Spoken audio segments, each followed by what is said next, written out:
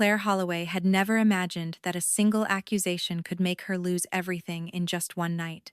She was 30 years old, had a stable job at a maritime museum, and had always believed that family was the safest place in her life. But everything completely fell apart during a chaotic evening right in front of her parents' house.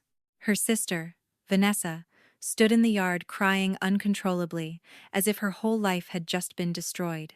In the middle of her emotional breakdown, Vanessa pointed straight at Claire and accused her of ruining her marriage. She claimed that Claire had introduced her husband to another woman, which eventually led to an affair that tore their family apart. The story was told through tears and obvious pain, making it sound painfully convincing. Claire barely had a chance to explain. Her mother didn't ask a single question to verify the truth. Her father didn't demand any proof either. Instead, he looked at Claire with a mixture of disappointment and anger, as if the verdict had already been decided.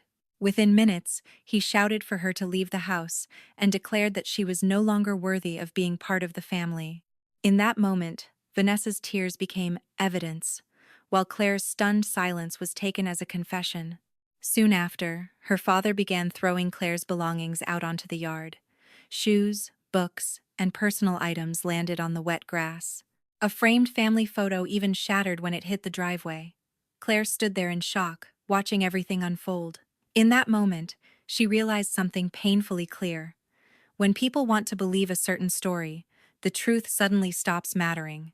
Even though she knew she was innocent, Claire didn't scream or beg them to listen. She simply gathered what she could carry, pulled her suitcase behind her, and walked away from the house she had once called home. As she stepped into the night, she realized that sometimes the biggest lies are the ones people believe first. What she didn't know was that only a week later, an unexpected email would arrive, and that email would change the entire story. After being thrown out that night, Claire had to start over almost from nothing. She rented a small carriage house on the east side of Savannah. The place was very simple: thin walls, a narrow staircase, a kitchen drawer that was always stuck, and only a small window looking out at the brick wall next door. It wasn't beautiful, and it certainly wasn't comfortable, but at least it was the only place Claire knew where no one could throw her out because of a lie. The first few days they were quiet, but exhausting. Claire spent most of her time simply trying to regain a sense of normalcy after such a shocking event. During the day, she continued working at the Maritime Museum. Her job mainly involved managing and preserving old artifacts, ancient maps, navigation tools, and objects that had survived storms, wars, and the passing of time. Before, Claire had always believed this job had trained her to stay calm under pressure. But after what had just happened with her family, she realized that maybe she had only become used to handling things that were already broken. 3 days after she moved in, her best friend Nina came by with food. Nina was direct, outspoken, and always protective of Claire. When she heard the full story, Vanessa's accusation, Claire being thrown out of the house, and how quickly everything had happened, Nina was furious. But instead of just comforting her, she made an observation that forced Claire to think. According to Nina, Vanessa's story sounded too perfect. It felt more like a script that had been prepared in advance rather than something said in a moment of panic. Nina believed that Vanessa had built that story beforehand, so that when her marriage started falling apart, she would already have someone ready to blame. At first, Claire still doubted herself. She wondered if she might have accidentally done something that led to a misunderstanding. But Nina said something that changed the way she thought. Sometimes, people who are good at manipulation can make their victims question their own memories.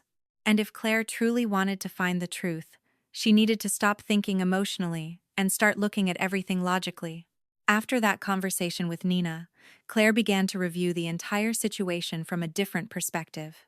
Instead of continuing to doubt herself, she decided to figure out what had really happened before Vanessa accused her. Nina believed that if Vanessa could construct such a complete and convincing story, there had to be a reason behind it. The next day, while Claire was working in the museum's archive storage room, Nina sent her a message. Chloe Mercer agreed to talk. Don't miss this. Chloe was someone they both knew from the city's charity circles and had worked with Vanessa at several fundraising events. She was known for being extremely observant and often noticed what happened behind the scenes at parties and public gatherings. That evening, Claire and Nina met Chloe at a bar near the park. At first, Chloe seemed cautious and only made vague comments about Vanessa being under a lot of pressure in her marriage.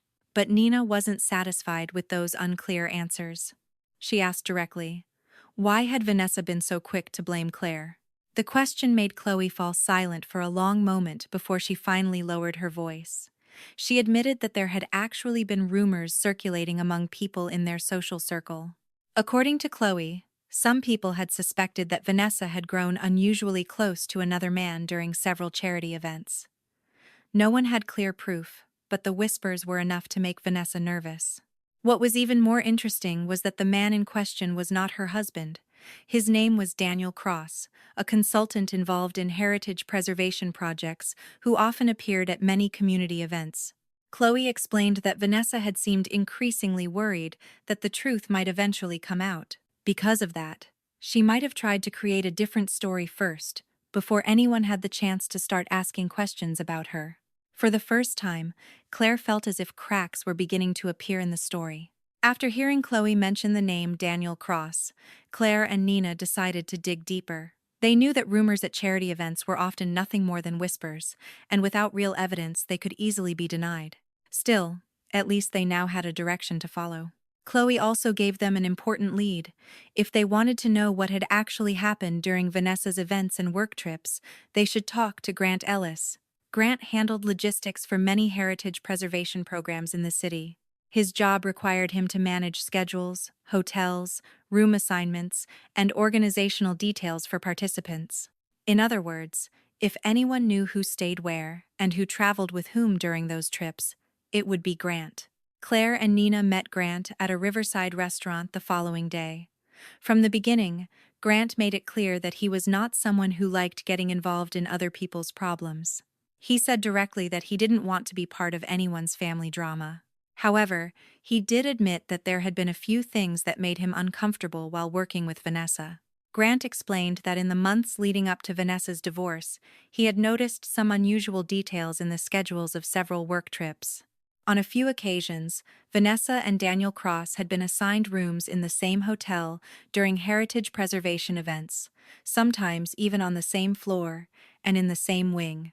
The changes were recorded very discreetly in the logistics documents, almost as if someone had adjusted them intentionally but didn't want to attract attention. Grant also mentioned something else that had seemed strange at the time. Vanessa had asked him several unusual questions about her husband, Adam. She wanted to know which women Adam had spoken to at events, or whether he had seemed particularly friendly with anyone. According to Grant, the way she asked didn't sound like a worried wife. It sounded more like someone preparing an excuse in advance for something that might soon be discovered. After hearing Grant's revelations, Claire felt the bigger picture starting to become clearer. Still, everything she had at that moment was only a collection of clues and suspicions. If she truly wanted the truth, she needed to speak directly with the most important person in the story, Adam Keller, Vanessa's husband. Claire sent Adam a message that evening. She prepared herself for the possibility that he might refuse to meet or even respond with anger, since Vanessa had told everyone that Claire was the one responsible for the crisis in their marriage. But to Claire's surprise, Adam replied almost immediately. He agreed to meet her the next morning at a quiet park in the city. When they met, Claire noticed that Adam looked exhausted, as if he hadn't slept properly for weeks. After a few minutes of silence, he spoke directly about the situation. He said that Vanessa had told both families that Claire had introduced him to another woman through events at the museum. According to Vanessa's version of the story, that connection gradually crossed the line and became the reason their marriage collapsed. Claire looked straight at Adam and asked a single question. Was any of that true? Adam shook his head immediately. He explained that he had only spoken with a female donor at the museum twice, both times in public places, and each conversation had lasted only a few minutes. There had been no private relationship at all. According to Adam, Vanessa simply needed a story that would make her look like the victim, rather than the one at fault. When Claire showed Adam the logistics notes that Grant had provided, he read them slowly, his expression tightening with each line. After a moment, he revealed something important. Months earlier, he had already begun to suspect his wife. One time, a hotel reservation confirmation for Vanessa had accidentally synced to an old tablet they once shared, and the name of the hotel had stuck firmly in his memory. That small detail would later become the key that unlocked the entire truth. After her meeting with Adam, Claire finally had a meaningful lead. He told her that months before, a hotel booking confirmation for Vanessa had briefly appeared on their shared tablet before she quickly deleted it. Although Adam hadn't been able to save the email, he still remembered the hotel's name clearly: Ashcraft Toft House, a boutique hotel located not far from Savannah. The moment Claire heard the name, an important memory came back to her. The year before, the museum where she worked had hosted a donor event at that very hotel. During the event, Claire had been responsible for part of the contact list and the room reservation records. That meant her work email had once been connected to the hotel's reservation management system to receive notifications related to the event. Suddenly, an idea formed in her mind. If Vanessa had reused the old reservation profile from that event and forgotten to remove Claire's email address, the hotel's system might have accidentally sent certain booking notifications to her. It was a small possibility, but it was still worth trying. Claire decided to send a polite email to the hotel's customer service department. In her message, she avoided mentioning family matters or making accusations. She simply explained that her email address had once been used as a secondary contact for a previous event and asked whether any recent notifications might have been mistakenly sent to her because the old reservation profile had been reused. After sending the email, Claire could hardly stop checking her inbox. The entire next day passed in tense anticipation. By afternoon, she had begun to think that her hope might have been too fragile to rely on. But near the end of the day, her phone vibrated with a new message. The sender was the guest relations department of Ashcraft Toft House. The subject line was simple: correction of secondary notification contact. Claire opened the email, and after reading just the first few lines, she realized that the truth had finally found its way to the surface. The message was polite and purely administrative in tone. The hotel apologized for the inconvenience and explained that Claire's email address had accidentally remained listed as a secondary contact in an old reservation profile from a previous event. Because of that, several booking notifications and payment summaries had briefly been sent to her before the system was corrected. Below the message were several attached files. Claire opened each PDF one by one, reading slowly, almost afraid to believe what she was seeing. The documents clearly listed the registered guests: Vanessa Holloway and Daniel Cross. And it wasn't just a single reservation, it was multiple bookings across several different weekends. The records showed that they had reserved 2 adjacent rooms in the same section of the hotel, with special requests for increased privacy. The billing summaries also included late-night wine service, room service ordered after midnight, and notes related to arranging discreet access routes. Claire read through the entire email again to make sure she hadn't misunderstood anything. Everything was perfectly clear. This wasn't a rumor or speculation, it was an official notification from the hotel, complete with reservation and payment records generated directly from their system. In that moment, Claire finally understood why Vanessa had rushed to blame her from the very beginning. If this information ever came to light, it would immediately reveal who had truly betrayed the marriage. Claire quickly texted Nina just 3 words: "I have proof." Only a few minutes later, Nina called her back.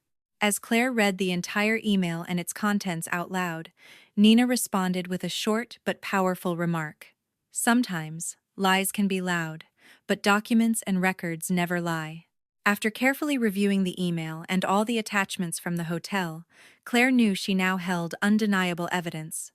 But instead of immediately sending it to everyone, she decided to do something else first.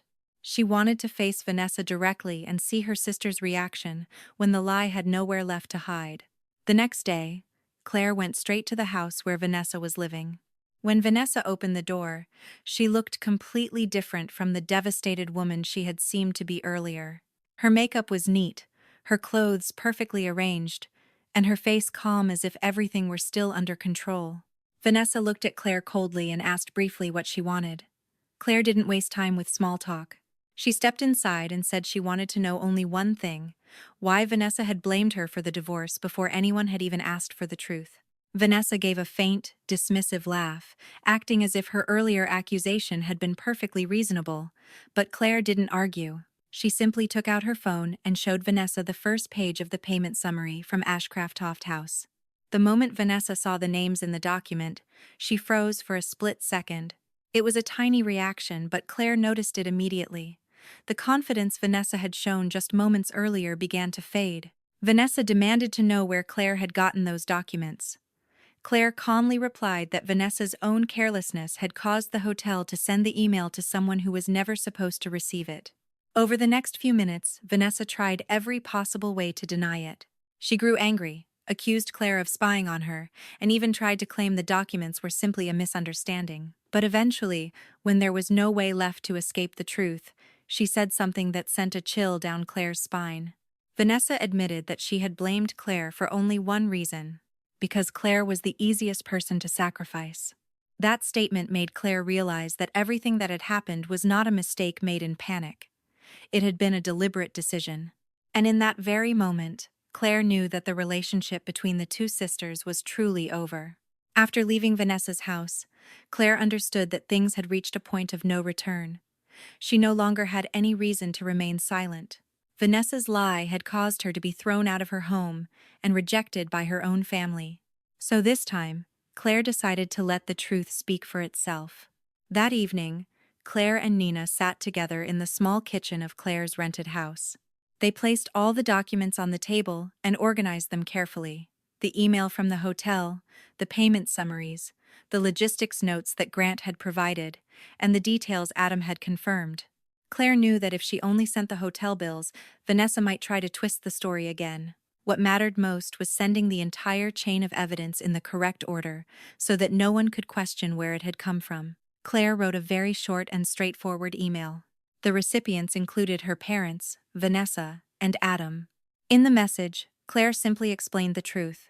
She had been falsely accused of ruining Vanessa's marriage, and that morning she had received an email from Ashcraft House confirming that her email address had mistakenly remained attached to an old reservation profile. Because of that error, the system had sent her booking and payment summaries connected to Vanessa and Daniel Cross. After the explanation, Claire attached all the supporting documents. At the end of the email, she wrote a single sentence: she would no longer carry responsibility for a lie that had been created to hide someone else's betrayal. Claire pressed send at 8:12 a.m. The next morning, just 7 minutes later, her phone began vibrating nonstop. Vanessa called first, followed by her mother, and then her father. Messages started flooding in as well. Vanessa begged Claire not to send the email to anyone else. Her mother admitted that they had been wrong and asked Claire to give the family another chance. Her father said only one short thing: they needed to talk, and he wanted Claire to come home. But this time, Claire didn't answer a single call. After sending the email and watching the flood of calls and messages from her family, Claire realized that everything had completely changed. Just hours earlier, they had been certain that she was the one who had destroyed Vanessa's marriage. But now, with clear evidence in front of them, their attitudes had reversed almost instantly. The first message came from Vanessa. She was practically begging Claire not to send the email to anyone else. Soon after came a message from their mother, admitting they had been wrong and asking Claire to give the family a chance to make things right. Their father also wrote, saying they needed to talk and that he wanted Claire to come home so they could resolve everything peacefully. Claire stared at her phone screen for a long time. The apologies had come too quickly, almost immediately after they realized the truth, but what made her think the most was a single line in her father's message: "This needs to stay private." That sentence made everything clear to her. They weren't truly worried about how deeply she had been hurt when they threw her out of the house. What they feared most was the damage to the family's reputation if the story spread beyond their circle. After a few minutes of thinking, Claire finally sent a reply. Her message contained only 2 short words: never again. It wasn't a response fueled by anger. It was a decision